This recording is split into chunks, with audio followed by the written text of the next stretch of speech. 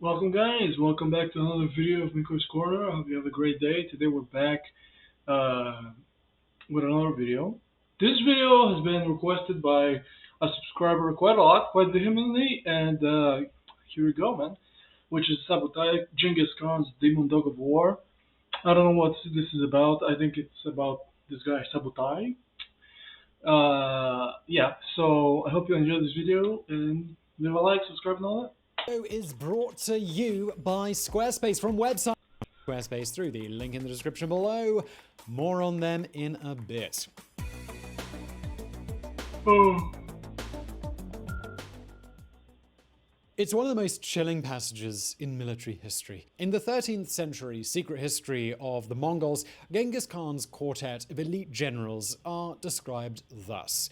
They are the four dogs of Temujin. Basically They the have marshals. foreheads of brass. Their jaws are like scissors, their tongues like piercing awls. In the day of battle, they devour enemy flesh. Behold, they are now unleashed, and they slobber at the mouth with glee. Coming from an empire as bloody as the Mongols, these passages fairly drip with horror. But even among the dogs of Temujin, one stands out as more cunning, more sadistic, and more terrifying than the others. His name is Subutai, Genghis Khan's dog of war. A non-Mongol who joins the Khan's tribe at age 14, Subutai blossomed into a master of battle. The Mongols' greatest general, Subutai, rode further and conquered more than any other man in history. It was thanks to him that Russia was brought into the Mongol fold, that the Mongols reached Central Europe, that they came this close to taking Vienna. Yet, despite being both brilliant and vicious, Subutai is now mostly forgotten. In today's video, we're looking back at the greatest and deadliest general to ever live. You know, that's the thing with history, that sometimes some people are remembered in favor of others. Like, some people are forgotten who have maybe equally as impressive of a resume as others, but they're forgotten. And some people are remembered. Like, Genghis Khan is remembered. Why isn't Saboteur? Or why is Augustus remembered? Or Caesar? Or all those people who are, or Charlemagne, you know, they're remembered. But then there are other people who are equally as impressive, but they're forgotten. Why is that? That's just the cur. Ugh. What the hell is that? Although he would become the Mongols' greatest general, Subutai was never destined to be one of Genghis Khan's people. When he was born around 1175 AD, it wasn't onto the endless plains of the Mongolian steppe, but into the dense dark forests on the western shores of Lake Baikal. His tribe were the Uryankai, sometimes inaccurately known as the Forest Mongols. Inaccurate because the Uryankai had almost nothing in common with their southern neighbors. Where the Mongols could ride night and day, the Uryankai used sledges. Where the Mongols were masters at weaponry, the Uryankai were better known for their metalwork. But that's not to say that the two had nothing in common. Every year, when the snows finally melted, the Mongols and the Uryankai would meet to trade. It was during one of these meetings that Subutai's fate was sealed. The story goes that Subutai's father often traded with a Mongol known as Yasugi. Subutai's dad wound up owing Yasugi a favor and promised him his firstborn son. 18 years later, the Uryankai trader returned to the steppe with Subutai's older brother, Yalmay, in tow, ready to fulfill the bargain. But when he reached the Mongol camp, he discovered that Yasugi had died many years before. In his place was now his son, the outlaw Temujin. Rejected from his own clan, Temujin was a nobody at this time. But a deal was a deal, so Yalmay joined him. Not 16 years later, Temujin would acquire a different name, Genghis Khan, and Yalmay would make sure that his younger brother got to join the great Khan's conquests. Sadly, this neat origin story may just be that, though, a story. A fiction. But what is true is that Yalmay, for whatever reason, wound up joining Temujin around 1187. Just 3 years later, he invited his younger brother, Subutai. Subutai was by now 14. As was the custom, he was supposed to train in his father's business, become a blacksmith, and take over as the man of the house. But Subutai clearly yearns for adventure, for a life like the one that Yalmay was leading out on the endless romantic plain. So, in 1190, he left the Uryankai behind. He abandoned the thick forests of his ancestors and headed south to where the action was. And boy, what action it was. In 1190, Temujin was just setting out on the path that would soon see him unite the Mongols. But Subutai wasn't yet a fighter. He still needed to learn the skills the Mongols valued in a warrior. Luckily, his brother was by now one of Temujin's most trusted advisors. Jaume ensured Subutai got the chance to learn horsemanship, how to ride day and night non-stop, and how to survive the alternating ice and fire of the Mongol plain. By 1197, Subutai was ready for battle. For his first 7 assignment, years. he was to help Temujin wipe out some long-term rivals. Back then, the Mongol steppe was still a fractured collection of tribes who enjoyed nothing more than bashing one another's heads in and making off with their wives. One of these tribes, Nice. the Merkits, had done exactly this a while back with Temujin's wife, and now Temujin never missed an opportunity to attack them. Only this early version of Genghis Khan wasn't just a rush in and kill them guy. He preferred stuff like spies and infiltration. And that's how Subutai came to appear in the Merkit camp, claiming he'd defected from Temujin, offering his hosts intelligence on his former tribe's movements. Merkit, apparently being Mongol for gullible buffoons, the tribe believed him, and Subutai led them right into an ambush. It was Subutai's first serious taste of blood, and it certainly was not going to be his last. Well, While Genghis Khan is mostly remembered today as a conqueror, he was also a great innovator. One of those innovations was the idea of promoting his generals based on skill rather than kinship. It was this enlightened policy that would allow the non-Mongol Subutai to rise to the very top. Not that progress was fast. In Temujin's clan, you earned your stripes the hard way through years and years of constant bloody warfare. Subutai's early adulthood was spent doing stuff like helping unite the Mongols, culminating in 1206 with Temujin being proclaimed Mongolia's universal ruler, or Genghis Khan. He was part, too, of the subsequent assault on the Shia kingdom, the first time the Mongols fought as a united force outside their homeland. Importantly, he was also part of the gigantic war the Mongols undertook against the great Jin dynasty of northern China. We say importantly because it was during this epic war that Subutai showed the first glimmerings of the great general that he would become. In 1211, Genghis Khan cooked up a plan to deliver oh yeah, early... I have to say this. Dude, I don't know if you guys have seen this, go Google it. There's this statue in Mongolia of Genghis Khan, which is insane. I mean, it's huge. It's like a whole building. I think it's this statue right here. I mean, I've seen it. It's insane. It's body insane. blow to the Jin armies with a surprise attack. Subutai's role was to lead an army of 30,000 towards Jin territory from the north. When the Jin forces massed, Genghis Khan would attack with a larger force from the west, smashing them apart. At first, the plan worked. Subutai rode down from the north, paraded his army around, all the while doing his best to look nonchalant. The Jin took the bait, massed their forces, and then were duly surprised when Genghis Khan came charging into their flank. But then things started to go wrong. The Jin put up an unexpectedly strong fight, refusing to give ground. Then Subutai's army vanished from the field, allowing the Jin to focus on Genghis Khan. Had Subutai just bottled it? Had he fled? Since this video isn't titled Subutai, the dude who ran away from battles, you can probably guess the answer to that one question. Rather than flee, Subutai had rode south hard, pushing his horses to the limit. Now his army was swinging back up north, circling around the Jin, coming at them from behind. The Jin never knew what hit them.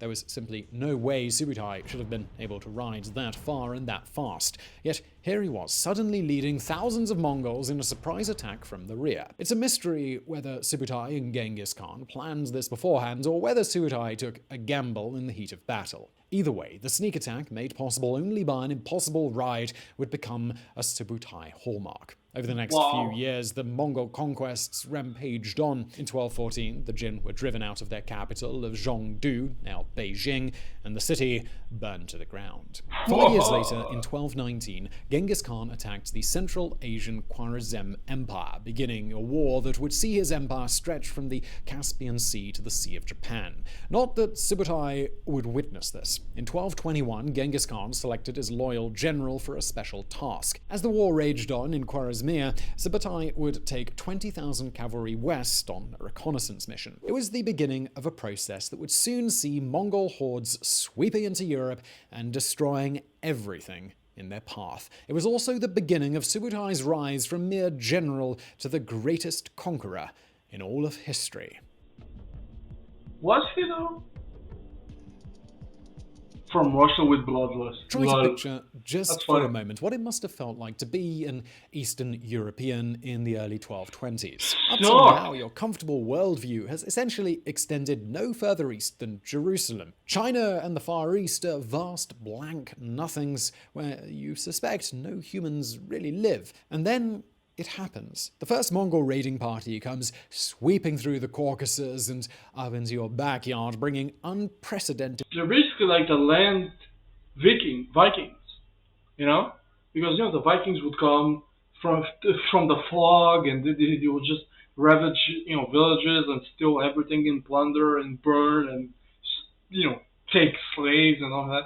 Basically, the Mongols are the same, except they come by land, if I'm getting this right. devastation in their wake. It must have been the 13th century equivalent of a Martian invasion, and Subutai was the mighty Martian warlord. The speed of his invasion was shocking. In 1222, Subutai's army reached Georgia, where they wiped the floor with their army. That done, they pushed west, reaching Crimea by early 1223. It was at this point Europeans first made contact with the empire that would nearly destroy them. As they reached Crimea, Subutai's army had sliced their way through the nomadic Cumans. But the Cuman leader had managed to escape and had gone running to his son-in-law, Prince Mstislav of Galich.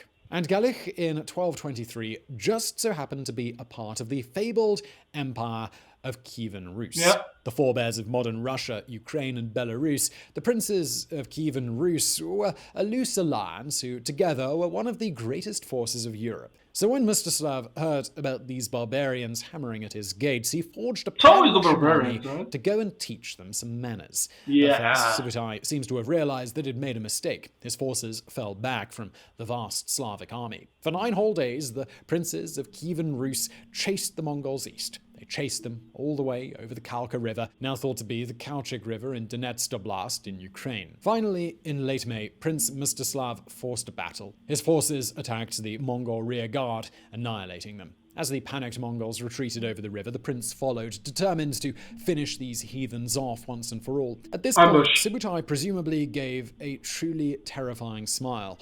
It had been a trap, of course.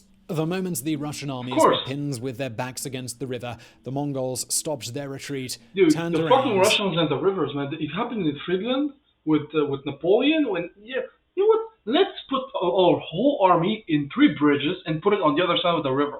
And the only way to get out is those 3 wooden bridges. They did the same here. Like, Jesus Christ, have to be careful with the rivers, man. Well, that was it for the princes of Kievan Rus. It's estimated that 90% of the Rus force was annihilated. 40,000 soldiers, 70 nobles, and 6 princes fell before Subutai's sword. Among Okay, those what captured the was the Prince of fuck? Kiev, who suffered the worst fate of all. Rather than simply kill him, Subutai arranged to have him placed under floorboards, on top of which the Mongols held their victory party.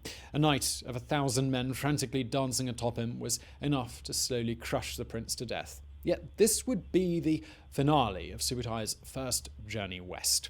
Despite the damage they'd unleashed, the Mongol army was a mere 20,000 strong, far too small for a serious campaign of conquest. So after a journey that had taken them 8,850 kilometers from their homeland, or about the distance from Anchorage, Alaska to Bogota, Subutai and his men turned around and rode home. You can almost imagine the relief in Europe as this unstoppable new threat receded. I think they're coming So back. exhale of breath as people realized that they weren't doomed after all. But this was a dangerous misreading of the situation. Yeah. Subutai might be gone, but he hadn't forgotten those who'd tried to fight him. He would soon return. When he did, it would be game over for Europe. And just before we return to today's video, I do want to take a Let's moment to skip tell you this. about today's sponsor, Squarespace. Now, 2 simple things. Maybe you've got death in 1227, followed by the elevation power Let's go back. For the next 13 years, Subutai stayed near Mongolia, witnessing the empire transform. First came Genghis Khan's death in 1227, followed by the elevation of his son Ogadai to leader. Then came the consolidation of power as Ogadai imposed taxes and bureaucracy on conquered peoples. As all this was going on, Mongol ambitions stayed small. Although it was in this period that Jin northern China was finally smashed, more remote conquests were postponed. Finally, though, the empire was stable enough that Ogadai told Subutai to head west again. It was music to the old war dog's ears. By now, the legendary general was a man of 60. His days of riding were over, and had grown so fat that he had to travel in a carriage. Yet the tactical genius that had served him so well had only improved with age. When Subutai would return to Europe, it would not be on a mere reconnaissance mission, but a full-blown campaign of conquest. Incredibly, in the 13 long years since the Mongols first appeared, Europe still had not got its defences sorted. The Russian princes were busy squabbling amongst each other, and while a united force might That's a be very forged, human it characteristic. was going to take a while. So You know, Subutai they put their head in the sand. They're like, the danger is gone. It's over. The danger is never coming back. simply decided that he wouldn't give them even a spare second to think about it. That same year, 1236, the Mongol army crossed the Volga River. Its head was nominally Batu Khan, grandson of Genghis, but the one in charge of strategy, in charge of terror tactics, was Subutai. And if there was one thing Subutai excelled at, it was terror. The first year of the invasion was spent mopping up the semi-nomads of Europe's Far East, the Volga Bulgars, the Kipchaks, the islands. As one by one Europe's satellite tribes fell, Subutai sent ambassadors to the princes of Kiev and Rus, telling them to surrender without resistance or watch their whole world burn. When the princes refused, we can only imagine Subutai smiled his terrible smile. On the 21st of December 1237, the city of Ryazan, some 200 It's extremely dramatized, though. kilometers from Moscow, became the first to fall to Subutai's forces. Women were dragged screaming through the streets. Children were shot full of arrows and thrown into burning buildings. Men were disemboweled while their families watched. At the end of the slaughter, Ryazan was no more. Only a handful were left alive, spared by Subutai so they could spread the tale of his savagery. It was a tale that would soon acquire many more chapters. After Ryazan, the Mongols moved northeast. Kolomna fell, then Suzdal, then Moscow. Yet even as Moscow burned, the Russian princes still couldn't coordinate. Moscow only does one thing. It's burning. Jesus. How many times did Moscow burn to the ground? Here it burned, then Napoleon it burned, and defeat the Dog of War.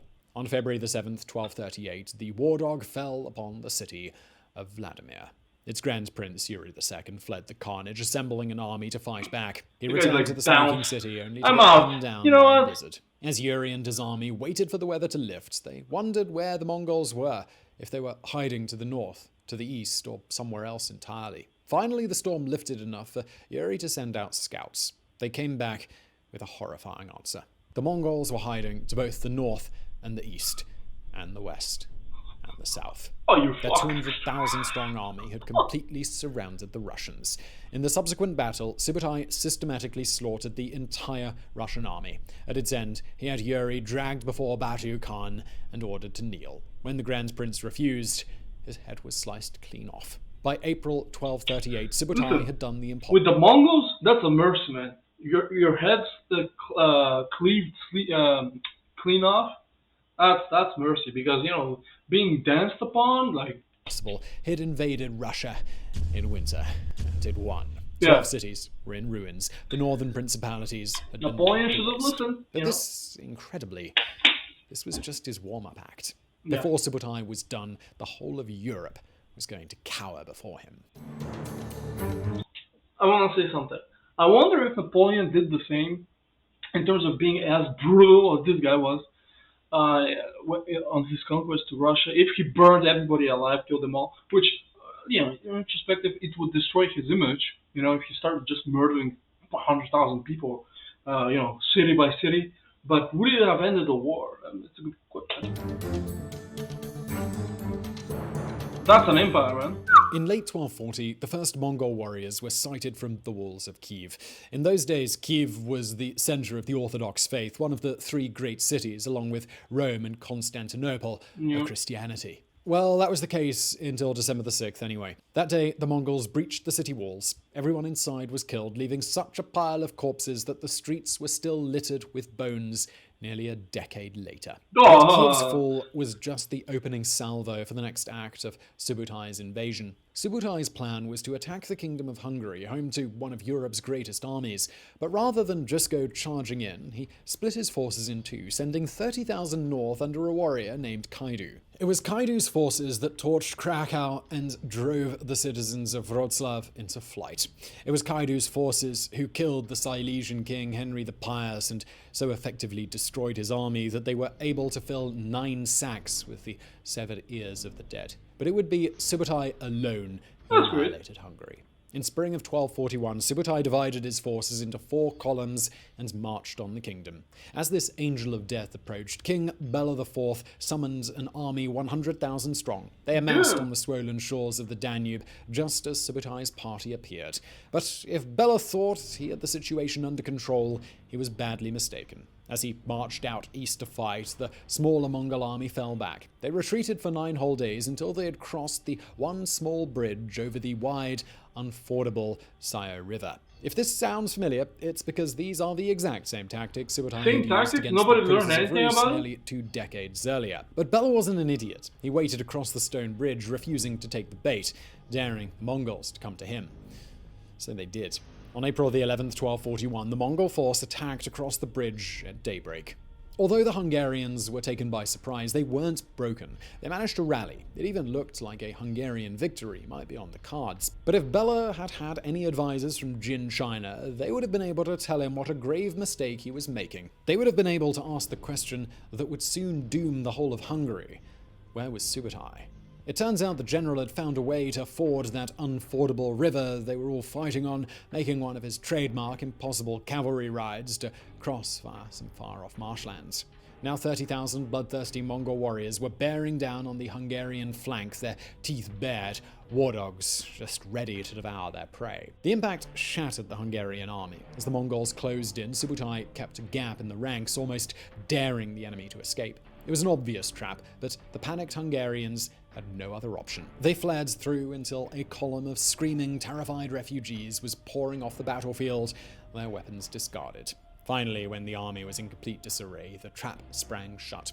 2 columns of fresh Mongol horsemen appeared, charging down the fleeing soldiers. One by one, they were slaughtered. When the soldiers were all dead, the Mongol forces then rode into nearby villages and put everyone to the sword. By the end of the massacre, up to 70,000 Hungarian bodies lay strewn across the plain. With them had fallen Europe's last great line of defense. There was now nothing between the Mongols and the Atlantic, nothing between Subutai and the complete conquest of Europe. But the old war dog would never get to fulfill his dream. The Mongols would never conquer any further west than Hungary. Even at the pinnacle of his triumph, Subutai's war days were nearly over. The last warlord. The early winter of 1241 was spent teaching the Hungarians a bloody lesson. Subutai rode from end to end of the kingdom, destroying any settlement in his path. Buda and Pest were both burned. The town, now known as Erstgom, went up in flames. By the time Jesus. December came, it's been estimated that up to 50% of Hungary's population had been massacred. And still, Subutai What? 50% of the population of Hungary was destroyed? You know what's funny to me? How people who do those types of atrocities, who are I'm sure that after the centuries that followed, the Mongols were reviled in Europe. I mean, they were hated. And then enough time passes and people forget, and people don't care anymore. I mean, maybe if you're Hungarian, you know your history, you might care, but in popular culture, people don't really give a fuck. Which is weird. Like, what will the world look like, in 500 years? Who will be the big bad evil? Will it be still be Hitler? I mean, I hope so, but thirst for blood had been That's weird, quenched. man. As that dark December of 1241 gave way to a January that was bleak and grey, the Mongols began to push west again. Subutai sent a column down into northern Italy and instructed reconnaissance units to scout the Danube Valley. All across Europe, petrified peoples waited for the hammer to fall. As Mongol raiders were spotted from the walls of Vienna, it must have felt like the continent's time had finally come. And then Subutai's army just stopped. As Europe watched and trembled, the Mongol armies halted their advance, fell silent for weeks on end.